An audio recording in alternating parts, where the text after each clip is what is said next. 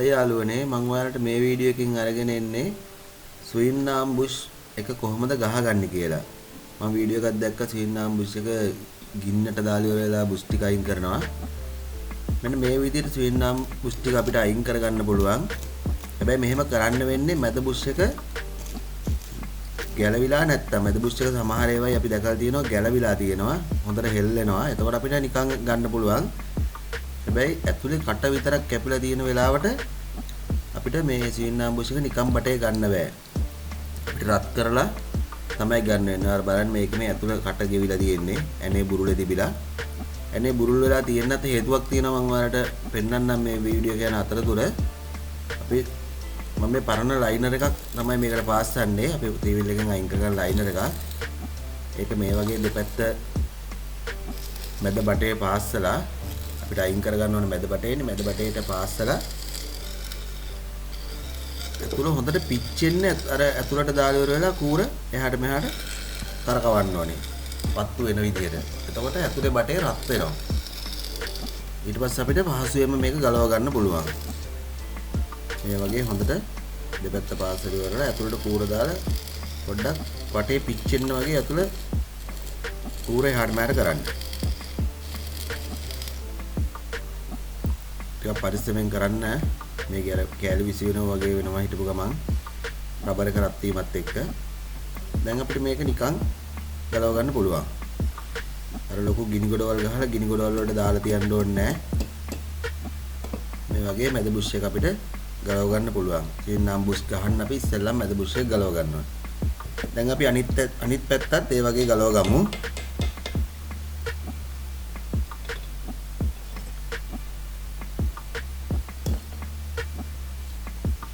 ලයිනරේ යන්තම් ටැක් එකක් විතරයි මම මේකට තියාගන්නේ. මොකද එතනින් අපි පසුව ගලව ගන්න ඕනේ හින්දා.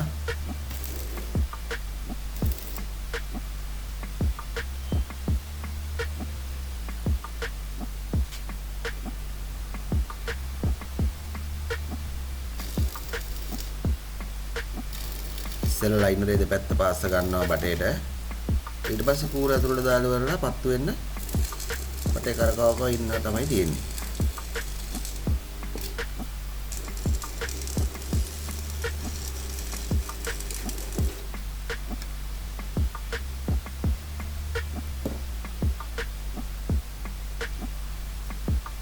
දැන් මම මේක ගලවන්න එහෙට මෙහෙට කරාට කැරකෙන්නේ නැහැ. අපිට එතකොට තේරෙනවා මේක ඇතුළ රත් වෙලා මදි කියලා.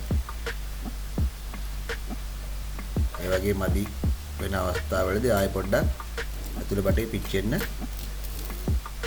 ප්ලාන්ට් එක අල්ලන්න ඕනේ.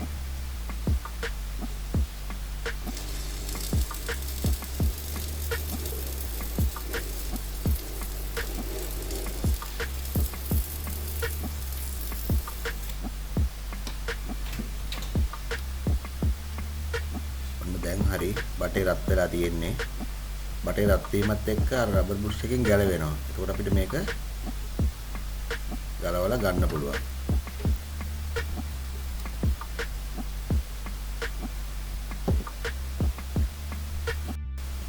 මම ගොඩක් වැඩවලට පට්ටල් වලට යවන්නේ නැහැ. ලේත් මැෂින් එකේ කරන්න වැඩක් තිබ්බොත් විතරයි යවන්නේ. නැත්නම් හැමදේම මම්ම කරනවා. මම මේ කපන කටුවක් විදිහට හදාගෙන තියෙන්නේ 3 port ඉස්සරහා පින් සෙට් එකේ දිග පින් එක. ඒක පොඩ්ඩක් ඉස්සරහා හදාගන්න පොඩ්ඩක් ඕවල් රවුන්ඩ් වෙන විදියට පින් එක හදාගන්න. ඊට පස්සේ බුෂ් එක ගලවනවා. දැන් අපි යකඩ බුෂ් එකයි ස්වින්නාම් බුෂ් එකයි අතරට තමයි මම මේ කපන කටුව තියලා ගහන්නේ. එතකොට ඒකෙන් අපි මැද බටේ අයින් කරලා තියෙන හින්දා අර තහඩුව වගේනේ ස්වින්නාම් බුෂ් එකේ වටේ තියෙන්නේ. එතකොට ඒ දෙක එකතු වෙනවා. ඊට පස්සේ අපිට ඒක නිකම්ම ගලව ගන්න පුළුවන්. නිකම්ම ගැලවෙනවා. ලොකු කරදර විඳින්න දෙයක් නැහැ.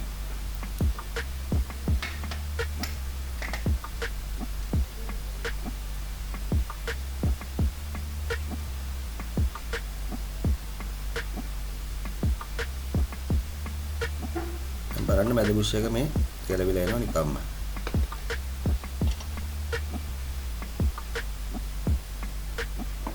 අනිත් පැත්තත් අපි ඒ වගේ ගලව ගමු.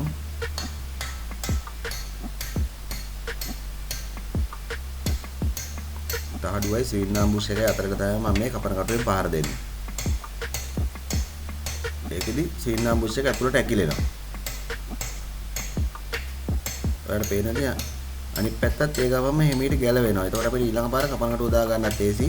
මේ වගේ දෙපැත්තට කරලා ආයි ගන්නවා කපන කටුව. ආයි අනිත් පැත්තට දාලා ගහන්න ඕනේ ආයි.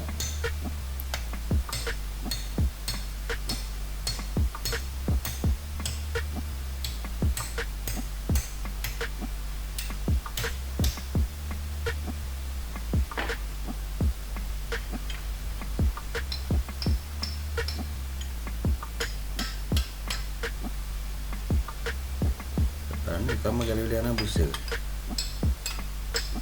සීන්නාම් බුස් එක මේ ගිනි තියන්න ඕනේ නෑ මේ බුස් දෙක ගලවන්න.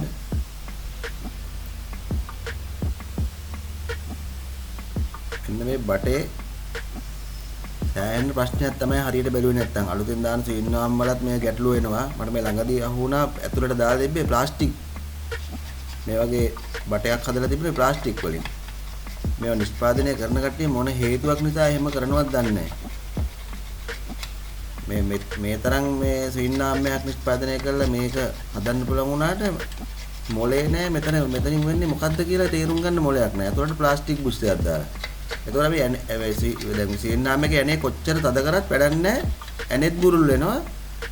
මේ දෙක මේ ඇතුළට යනවා. සීන්නාම් බුස් දෙක දෙපැත්තෙන් ඇතුළට යනවා. මේ මැද බටයක් නෑනේ හරියට.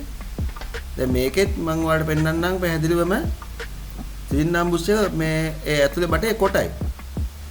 ඒ කොට වීමෙන් වෙන්නේ කොච්චර අපි එනේ තද කරත් තද වෙන්නේ නැහැ. අන්තිමට සීන්නාම් බුස් එකේ මැද කැපෙනවා.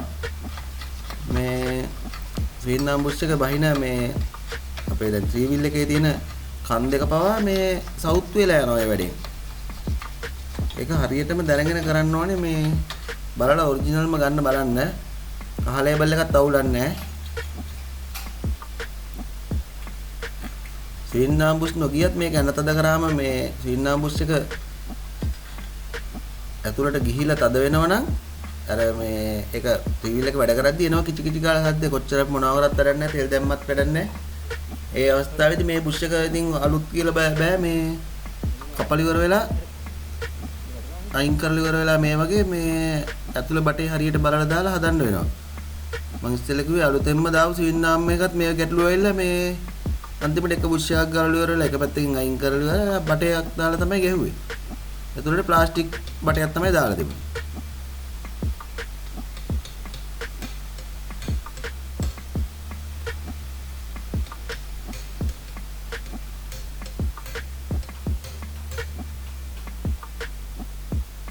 ලෝකල් කෑලි කියලා එවනම් මොනවාට එවනවද දන්නේ නැහැ ඇත්තටම.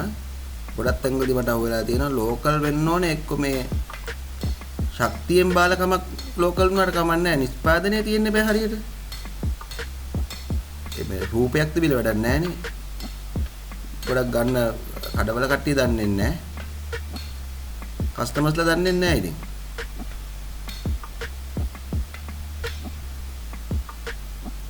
දැන් මේ පැත්තේ බුස් එක ගහලා ඉවරයි. මම ඒ ගහන්න භාවිතා කරේ මේ අපේ පස්සේ රෝද ඇක්සලේ ස්ලිව් එක ගහන රේසර් එක තියෙන්නේ. අන්න ඒකක් තමයි මම මේ හදාගෙන ඉන්නේ එතෙන්ට. ඒකට විතරක් නෙවෙයි මම රේසර් ගලවන්නත් පාවිච්චි කරනවා ඒක.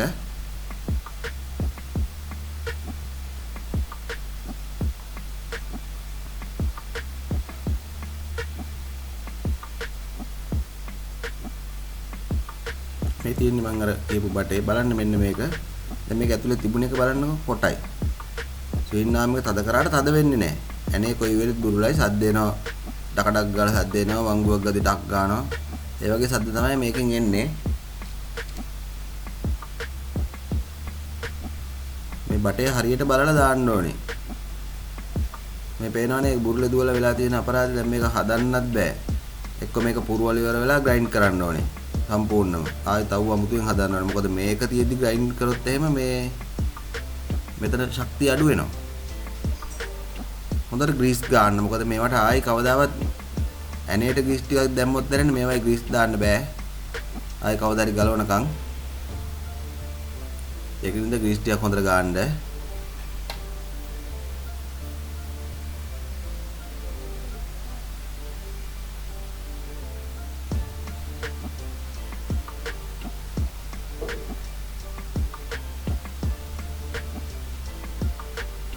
එලා පොඩ්ඩක් ගානට තියලා සෙන්ටර් කරගන්න ගානට.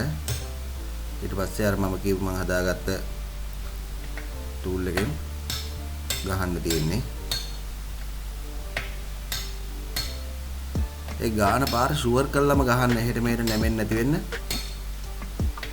ඒ රෝදේ රේසර් එකේ ස්ලිව් එක හරියටම හරි මේකට. මේ ටූල් එක සෑහෙන වැදගත්. මේ මම රේසර් ගලවන්න ඒ කූර් රේසරේ ගලවන්න පාවිච්චි කරන්නේ මේ ටූල් එකමයි.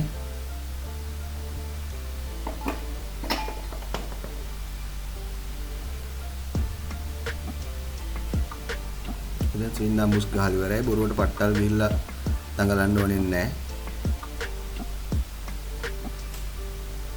හොඳ ෆිනිෂින් එකට වැඩේ දිනනවා. එහෙනම් ජය වේවා හැමෝටම.